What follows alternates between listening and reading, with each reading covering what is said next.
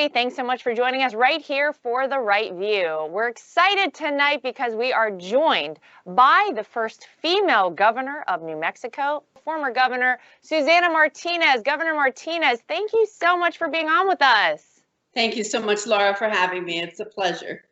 Well, gosh, I mean, you obviously broke some records becoming, the first Hispanic female governor. But listen, there were so many great things I think that you did as governor. And I want to get your take because obviously this ongoing crisis at our southern border, we all see it. We are all horrified by it. But as the former governor of a border state, I'd love to get your take on things. Do you think Joe Biden actually has a plan, or is he just going to continue to do nothing to appease the radical left? Because so far, we have seen very little movement to help figure out this situation from the Biden administration or Joe Biden himself. I don't think that President Biden has a plan. I think he was speaking during his campaign about the surge that he was inviting to the border to bring in at least 2 million more illegal immigrants into the country. And so I really believe that what he was doing was a whole lot of campaigning without any plans to back it up. I was born and raised in El Paso, Texas. I lived there until I went to law school, and then I became a prosecutor for 25 years on the border. And so I dealt with, drug smuggling, human trafficking, cartels, etc. You have to have a plan. There are people crossing all along almost 2,000 miles of border. And as a border governor, I sent the National Guard down to the border to assist our Border Patrol agents, not to enforce the law, but to help them make sure that the cars are running, tires are changed, the oil is changed in the vehicles the Border Patrol is using, that the horses, that they're shoed, any kind of four-wheelers that they're using to patrol that border, that the actual National Guard helped in those ways so that we had more boots on the ground. President Trump did an amazing job. He understood the border. He understood that he had to have the courage and strength to negotiate and work with other countries so that we didn't have this continuous surge coming in to our country. I'll tell you, it is President Biden invited people from all over the world, not just Mexico, not just Central America. We have people from all over the world whose intentions we don't know. And so the harm that can be caused to our country, because we are back to catch and release, is extremely dangerous. And so I don't think he has a plan. I don't think he had a plan when he invited them. I don't think he has a plan now. I think he's sort of making it up as he goes along and trying to put Band-Aids and patching things up. But it is an extreme crisis. And if you live here on the border, you really understand it. I don't think anybody in the next state or the state above us will understand it, but I promise you, these illegal immigrants are going to come to a neighborhood near you, and they're going to come without any kind of real identification or court dates or anything else. But they are going to be spread throughout the United States as they have been, just dropped off in airplanes and dropped off by buses into communities that can't afford to provide for these individuals. Yeah, it's such a huge problem, and thank you for pointing out the great job that President Trump did. I mean, he's probably the first president in a really long time to speak up and speak out about what a big concern really our border had become, and he's the first person to actually go down there and talk with Border Patrol and say, what do you need to get your job done? And we had such success under the Trump administration. We saw border crossings fall to much, much lower levels than we had seen it in recent years. And you pointed out, this is not just about illegal people coming into America and not following the right process.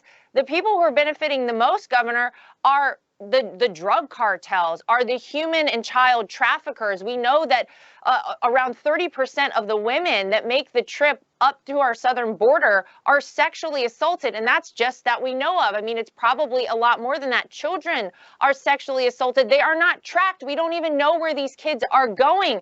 They are going to be used in these, sex trafficking rings and all other sorts of terrifying ways. And it's because what you say is 100% accurate. When Joe Biden was campaigning, he was doing things just to get votes. And the media has made people think that it's a horrible thing to stop people from coming to America. Well, that's not the goal. We want people to come to America, but we want you to come the right way, the safe way, the legal way into the United States. And ABC News, even, I was shocked to see this just a few days ago, Governor, did an interview with an illegal immigrant from Brazil. And this person was asked if they would have tried to cross the border with Donald Trump as president. The man responded, definitely not. I mean, again, shocked that ABC even reported this, but thank God they are, because more people need to hear about this. Then when pressed further, he was asked, did you come because Joe Biden was elected? And he said, basically. So I'm trying to figure out where the media is in all of this, because the media tried to portray Donald Trump as such a bad person, that his border wall and immigration policies weren't successful, that they were, so evil and all these other terrible things. The evil thing is to allow people to make this journey and put themselves in danger and put their children in danger. Where do you find the media in all of this? Because I think they bear some responsibility as well. Well, they bear the responsibility of not telling the American people the truth. Having lived on the border for 50 years, I mean, I remember the very first fence that went up. It was completely inoperable. It was a chain link fence, as though there weren't any wire cutters.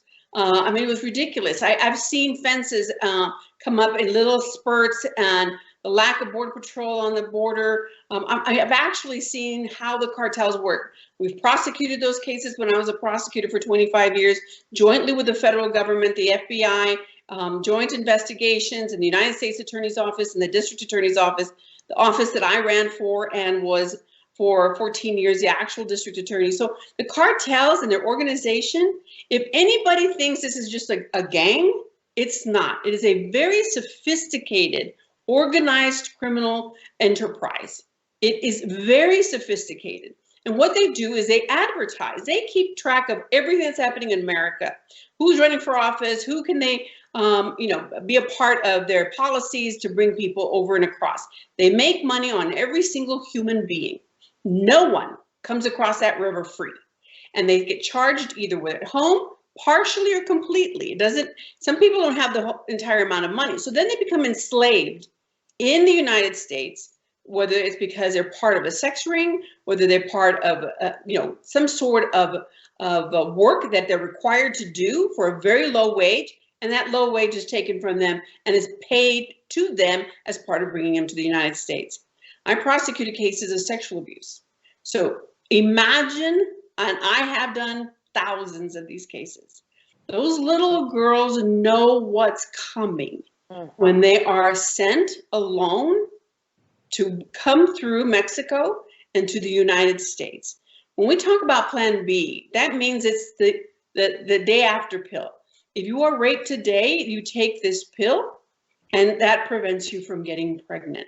And so if you're taking that at the age of 10, and parents and family members know that they're sending that 10-year-old little girl with a bunch of people that they don't know because they're unaccompanied, the media is at fault for not emphasizing how dangerous that is. And it may not be a single rapist. That 10-year-old can easily be gang raped by many of those cartels at every point where there's a different cartel coming up, or just where they end up maybe staying in the desert, staying for the night, trying to stay warm. It is amazing that the media is so naive that they don't think that these tragedies happen every single day. And if those kiddos can't keep up, they're left behind. No water, no food, open desert, and the carcasses are left. I mean, we've seen this, we know this. And if the media doesn't play a part of informing Americans as to why they should not be invited here, they have to be seeking asylum where they are. This was one of the big things that President Trump did. He said, you need to seek asylum from where you are and not coming into the United States and then seeking asylum. We don't know who we're giving these children to. They are supposed to be sponsors. Believe you me, the cartel has it so organized that these sponsors are part of the cartel, part of their organization, and making money when they then sell these little girls to be part of a sex ring. And every time they're raped, they're making money. I mean, it's so upsetting. It's so horrifying, to think that this is allowed to happen. And, there really is one person to blame, and it's sadly the current president, Joe Biden. But you make a great point. Under Donald Trump, he had policies in place that worked with other countries, and he said you can seek asylum in the United States of America. Of course you can. But you need to be in your home country. You need to seek asylum from that home country. It helped so much to quell the number of people that were coming to our southern border. Even Mexican officials have admitted that President Trump's border policies helped them manage the migrant influx.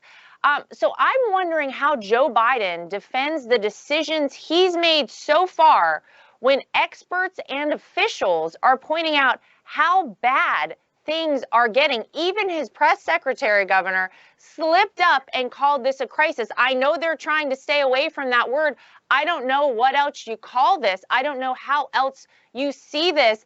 This is a crisis. If we are going to allow all of these people to take this dangerous, treacherous journey from whatever their home country is all around the world up through Mexico and to our southern border, and they are just piling up there. They're at 700+% capacity in many of these locations where, these people are trying to come through. It is a crisis. And you know what? I would really like to hear at some point how Joe Biden is going to handle this, if he bears any responsibility or feels that he does. I don't know that he will actually feel the responsibility, but he should be taking responsibility. This would not have happened had he not said that he wanted people to surge the border when they were ill prepared. President Trump put a system in place that made sure that Border Patrol had all the assets that it needed, and making sure we were hiring more, making sure we had technology, making sure we were building the wall. I'm an American of Mexican descent. I understand what people want to come to America to have a better life. I get it.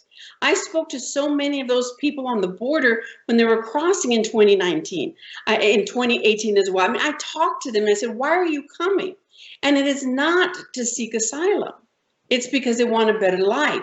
And I get that. But we are a nation of laws. We are a country that we have to follow the laws and the proper procedures to seek asylum.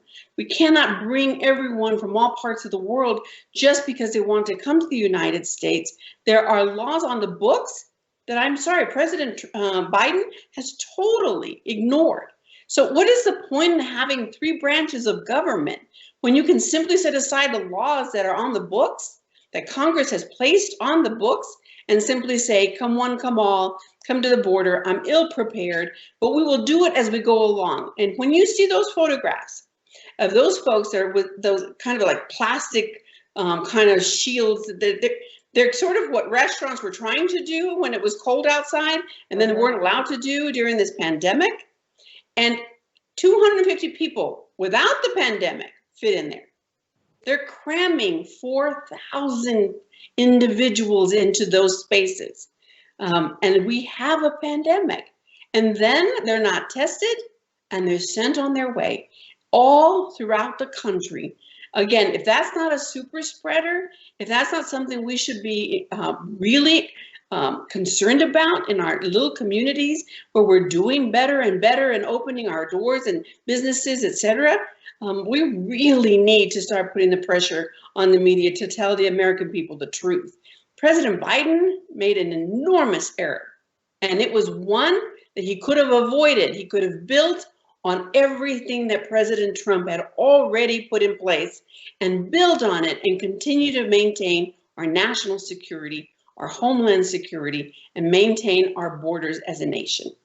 Yeah, you know what? I think it's so sad to think about the fact that you're right. Look, people want to come to America because we are such a great country. We do have opportunities unlike anywhere else in the world. And of course, we all can feel like we want people to come here, start a better life, have that better life. The reality is, if you have an open border, it is only a matter of time until we turn into a country where nobody wants to live. We can't sustain it. You cannot sustain people flowing unchecked into your country. It drives wages down. It's horrible for the working class in America. We're going to be, as taxpayers, responsible for paying for health care, school, so much more. When we have millions and millions and more people, if we just have an open border, it will become a country that nobody wants to come to, because we can't sustain that. It's not possible. We want people, of course, to achieve the American dream, and that's such a big part of who we are as Americans. We want all the folks that immigrate here legally to America to have success and to have the American dream. But again, you're right. We have laws in this country. They are written for a reason, and they have to be followed. And I want to give you credit, because all the way back in 2011, less than a month as governor, you went out of your way to sign an executive order rescinding sanctuary status for illegal immigrants who commit crimes in New Mexico. And you also succeeded in stopping the practice of giving driver's licenses to illegal immigrants in your state. I'm still a little kind of shocked that that happens, that as someone who is here illegally in America, we are giving driver's licenses to folks that shouldn't even be here. I live in New York State, so we're just like a socialist-run state at this point, and that's not surprising that this sort of thing is happening. But I really want to hear from you about those policies, because they really did help to protect New Mexico as a whole, and maybe you could expand on your decisions to do those things.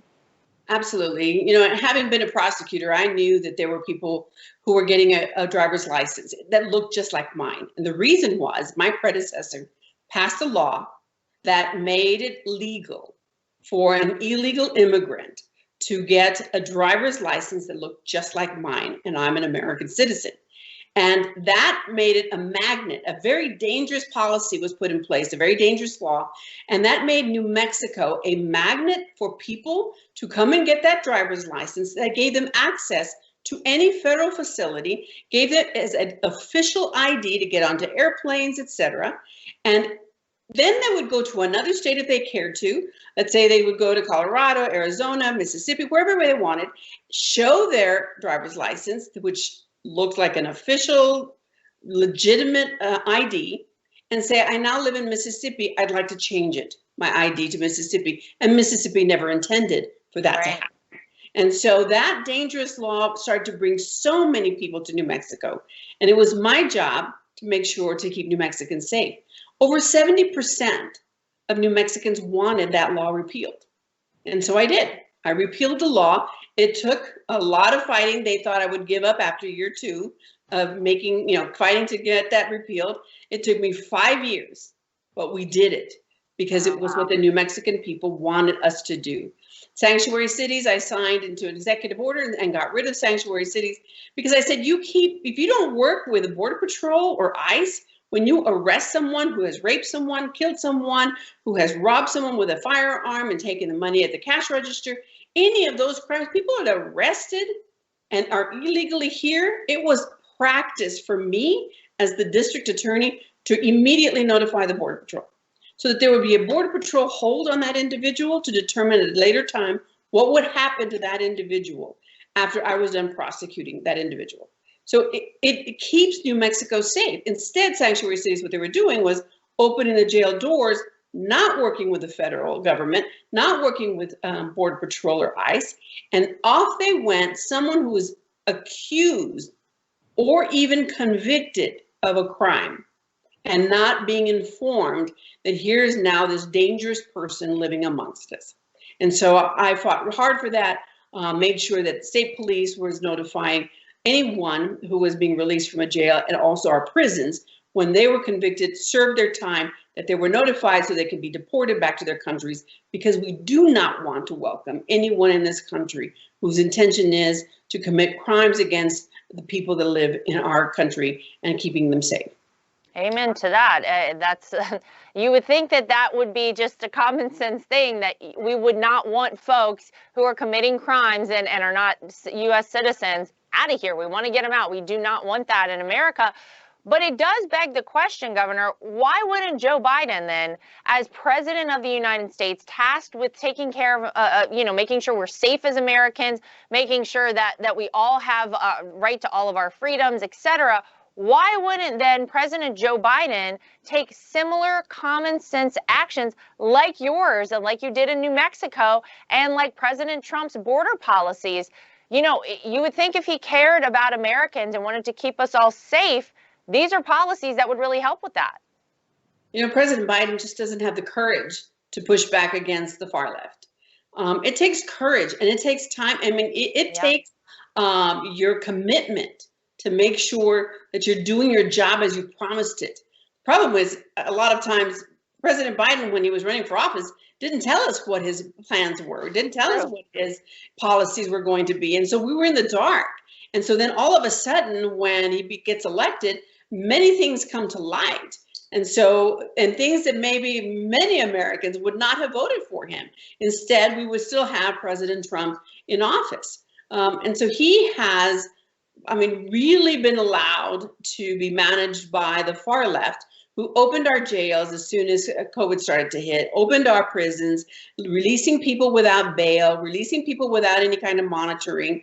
It is a policy or a way of making sure that these folks are out and about and not being held accountable for what they're, it goes along with the defund the police. It goes along with all these crazy, nonsensical things. But yet he's being managed or just doesn't have it in him to do the fight, to have the courage to do the tough things that are necessary as the leader of the world, certainly of this country, as President Trump did. Yeah, well, look, I think that New Mexicans were so lucky to have you as governor. I'm sure, it's a safer state and a common sense state now, thanks to so many of the policies that you enacted and things that you did as governor. And I want to say thank you for coming on the show today. You know, we need more people to speak up and talk about their experiences on the border, things that worked, because obviously what we see happening on our southern border right now under the leadership, if you can call it that, of Joe Biden is not working. It's not working for Americans. It's not working for people trying to come to our country. So something has to change. We have to fix this problem. So former governor of New Mexico, Susana Martinez, thank you so much for joining us today. We hope that you'll come back soon and talk with us. Thank you, Laura. Many blessings to you. All right. And thank you to everybody at home for tuning in. We will see you back here next time for more of The Right View.